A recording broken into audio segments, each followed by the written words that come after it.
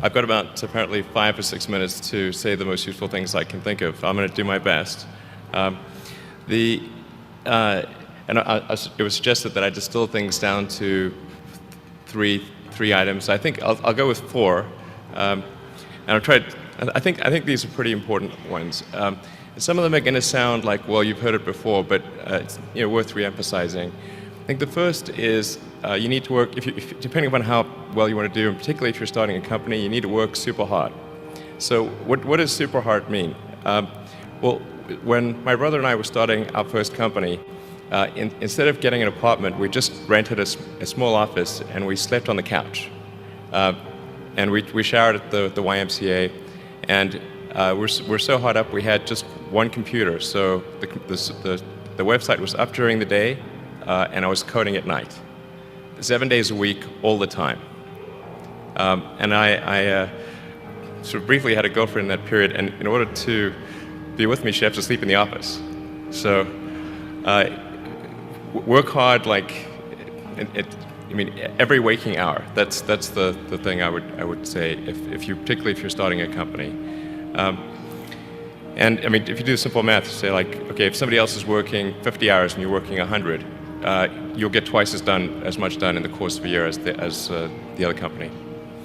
The other thing I'd say is that if you're creating a company or if you're joining a company, the most important thing is to attract great people. So either join a group that's amazing that you really respect, or if you're building a company, you've got to gather great people. I mean, all a company is a group of people that have gathered together to create a product or service.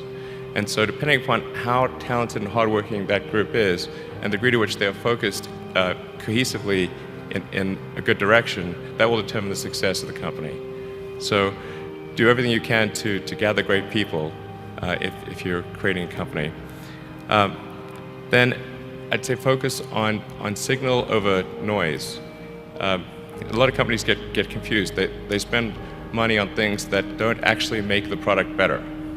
So, for example, at Tesla, we've never spent any money on advertising. We put all of the money into R&D and manufacturing and design to try to make the car as good as possible. And I think that's the way to go. So for any given company, just can keep thinking about, are these efforts that people are expending, are they resulting in a better product or service? And if they're not, stop those efforts. And then the final thing is to sort of don't just follow the trend. So you may have heard me say that it's good to think in terms of the physics approach or first principles, which is, rather than reasoning by analogy, you boil things down to the most fundamental truths you can imagine, and you reason up from there. And this is a good way to figure out if something really makes sense, or if it's just what everybody else is doing. It's hard to think that way. You can't think that way about everything. It takes a lot of effort.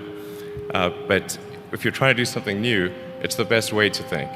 And that framework was developed by physicists to figure out counterintuitive things like quantum mechanics. So it's really a powerful method. Anyway, so that's, and then I think that the final thing I would encourage you to do is, now is the time to take risk. You don't have, you don't have kids. As you get older, your obligations increase. So and once you have a family, you start taking risk not just for yourself but for your family as well. It gets much harder to do things that might not work out. So now is the time to do that before you have those obligations. So I would encourage you to take risks now. Do something bold. You won't regret it. Thank you.